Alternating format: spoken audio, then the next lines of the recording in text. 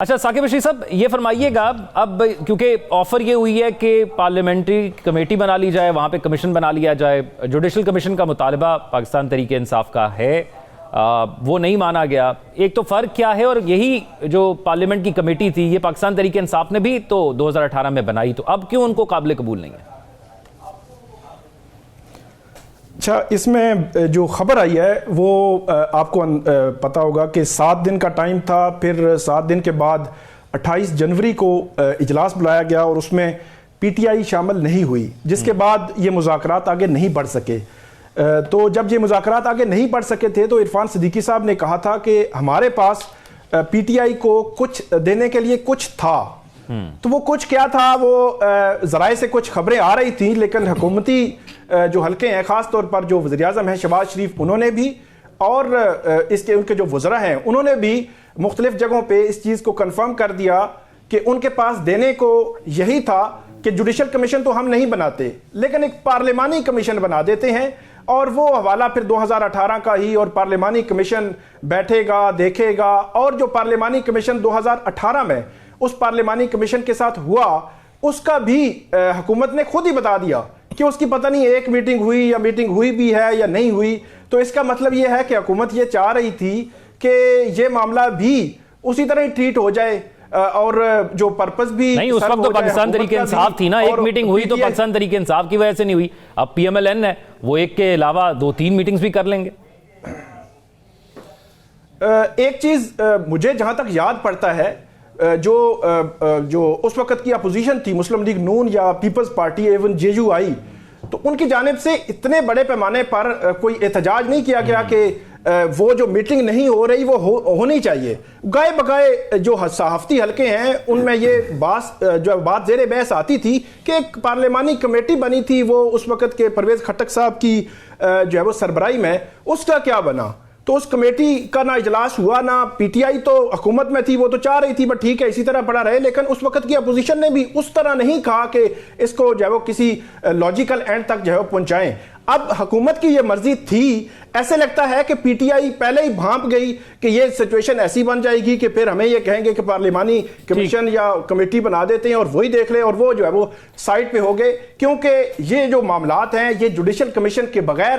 میرے خیال میں آگے بڑھنے والے نہیں ہیں۔ اچھا، ایک اور معاملہ بتا دیں پیکا کے حوالے سے، پیکا کے حوالے سے یہ بتا دیں مختصراً کہ سارا مان لیا جائے یا کچھ پر اعتراض ہے؟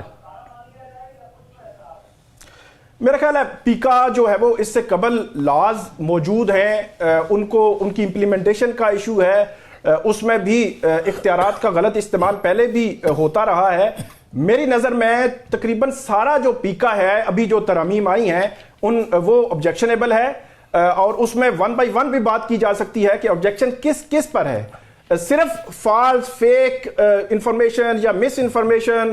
اس پہ بات کرنا، اس پہ کوئی اختلاف کسی کا نہیں ہے، تو اس کو اتنا کھلا رکھا گیا ہے کہ آپ کوئی بھی بات کریں، کوئی بھی تنقید بھی کریں، کوئی مطلب کرٹیسائز بھی کریں گے تو وہ اس کو پتہ نہیں کس کھاتے میں ڈال کر اس پہ جو ہے وہ پیکا جو ہے وہ لگنے کے امکانات ہیں۔ جو اتھارٹی بننی ہے وہ حکومت نے بنانی ہے، جو لاز ہیں اس میں اتنا جو ہے وہ رستہ رکھا گیا ہے کہ پہلے ہی اتھارٹی جو ہے وہ اپنے اختیارات کو ابیوز کرتی رہی ہیں، اب دوبارہ ایسے امکانات موجود ہیں کیونکہ ماضی کی مثالیں ہمارے سامنے ہیں۔ جب پیکا پی ٹی آئی لے کر آئی تو اس وقت مسلم لیگ نون ان جو جماعتوں نے اس کو کالا قانون کہا، تو آج وہ خود اس سے سخت جو ہے وہ قانون لے کر آ گئے ہیں۔ حیران ہے کہ ان کی طرف سے اس پہ جو سٹیک ہولڈرز سے ان سے مشاورت بھی نہیں کی گئی۔ ثاقب رشید صاحب، کیا ہو سکتا ہے اور کیا ہونا چاہیے، اور اس خط کا چیف جسٹس صاحب کیا کر سکتے ہیں؟ ان تینوں سوالوں کے جواب اگر آپ دیں تو۔ اس خط کا چیف جسٹس صاحب جو ہے وہ میرا خیال میں کچھ بھی نہیں کریں گے بظاہر۔ اس سے قبل بھی عمران خان صاحب کی جانب سے جو ہے وہ خطوط لکھے گئے، لیکن ان خطوط کا کچھ نہیں ہوا، اور جو ہیومن رائٹس کی وائلیشنز ہیں یا ان کے پارٹی کے خلاف جو کچھ ہو رہا تھا، ایک ثبوت وہ جسٹس قاضی فائز صاحب جب چیف جسٹس تھے تو اس وقت بھی انہوں نے وہ خطوط لکھے، 8 فروری الیکشنز کے حوالے سے انہوں نے خطوط لکھے، اور اسی طرح 9 مئی جوڈیشل کمیشن کے حوالے سے انہوں نے خطوط لکھے کہ 9 مئی پر جوڈیشل کمیشن بنایا جائے۔ اب 26 نومبر پر بھی جو کچھ ہوا, جو ان کے خدشات ہیں, جو ان کا پارٹی کا موقف ہے, وہ انہوں نے اس میں بیان کیا ہے, اور اس میں جو انیکسچرز لگائے ہیں کہ جو تعداد ہے ان کے ورکرز کی, جن کا جس طرح ان کو نشانہ بنایا گیا یہاں پہ ڈی چوک میں, تو وہ سارا کچھ انہوں نے لکھا ہے. سوال یہ ہے کہ اس کا ہوگا کیا؟ یہ میرے خیال میں ایک سمبولک ہے, وہ چیزیں ریکارڈ پہ لائے ہیں, وہ جو ہے وہ چیف جسٹس کو لکھا ہے کہ کل کبھی بھی ریکارڈ جب کھلے گا تو کم سے کم وہ یہ تو کہہ سکیں گے کہ ہم نے ہر فورم ایگزاسٹ کیا, ہر فورم پہ ہم نے بتایا کہ ہمارے ساتھ یہ ہو رہا ہے, ہماری جو پارٹی کے ساتھ یہ ہو رہا ہے. تو اس خط کا کچھ نہیں ہونا. جو 8 فروری الیکشنز مینڈیٹ کے حوالے سے ان کی درخواست پڑی ہوئی ہے سپریم کورٹ آف پاکستان میں, وہ آئینی بینچ پہلے بھی سن چکا ہے, وہ آگے بھی سنیں گے. 9 مئی جوڈیشل کمیشن کے حوالے سے بھی پی ٹی آئی کی اور عمران خان صاحب کی درخواست پڑی ہوئی ہے, وہ بھی وہ سنیں گے. خبر بھی ہے آپ کے پاس اس کے حوالے سے, وہ بھی ہمارے ناظرین سے شیئر کیجئے گا. جی بالکل, ایک جو ہے وہ ایک بحرانی سے کیفیت بظاہر لگ رہی ہے عدلیہ میں, اور وہ بحران ہے اسلام آباد ہائی کورٹ کا. ایک اور خط جو ہے وہ سامنے آ گیا ہے, جسٹس محسن اختر کیانی سمیت مختلف ججز نے یہ خط لکھا ہے. Chief justice Islamabad high court کون ہوگا؟ ابھی تک جو ہے وہ چیف جسٹس عامر فاروق ہیں. 10 فروری کو جوڈیشل کمیشن آف پاکستان کا اجلاس ہونے جا رہا ہے, اور یہ امکانات موجود ہیں کہ 10 فروری کو chief justice Islamabad high court justice عامر فاروق سپریم کورٹ میں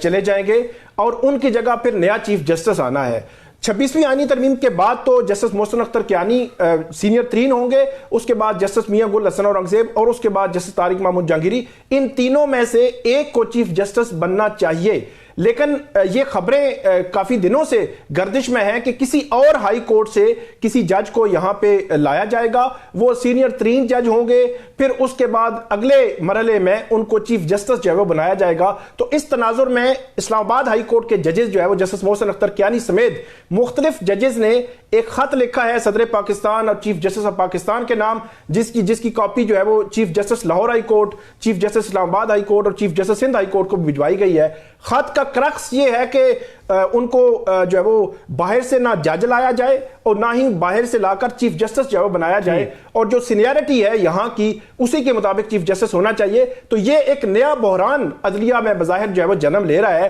اور اگر یہ چیف جسٹس بن بھی جاتے ہیں تو میری اطلاعات اور خبر کے مطابق صورتحال جو ہے وہ ٹھیک نہیں ہوگی عدلیہ میں. ثاقب بشیر صاحب, کیونکہ ہمارے ہاں جو قانون بنتے ہیں ہم پہ امپلیمنٹ کرنے کے لیے کسی کی رائے ضروری نہیں ہے, بس سسٹم اس قانون کو جاری کر دیتا ہے اور لاگو بھی ہو جاتا ہے اور امپلیمنٹ بھی ہو جاتا ہے. پوری دنیا کو ان معاملات پر کیسے قائل کریں گے؟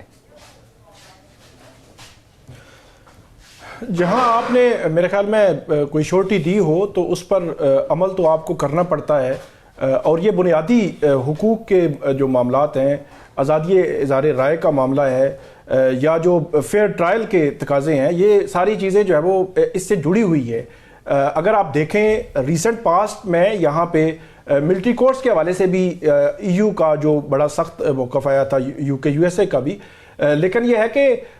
جو ملٹری کورٹس والا معاملہ ہے اس کو میرا خیال ہے اس کے حوالے سے تو انتظامات ہو رہے ہیں. آئندہ آنے والے دنوں میں آپ کو کچھ خبریں مل جائیں گی تاکہ ایک تاثر بہتر جائے کہ ملٹری کورٹس میں سیولینز کے جو ٹرائلز ہیں یہ معاملہ جو ہے وہ آج کل چل رہا ہے. اس کے علاوہ جو پیکا ہے یا عدلیہ کی جو آزادی ہے, انڈیپینڈنس آف جوڈیشری 26ویں آئینی ترمیم کے بعد, اور ریسنٹ ابھی جو ہم نے بات کی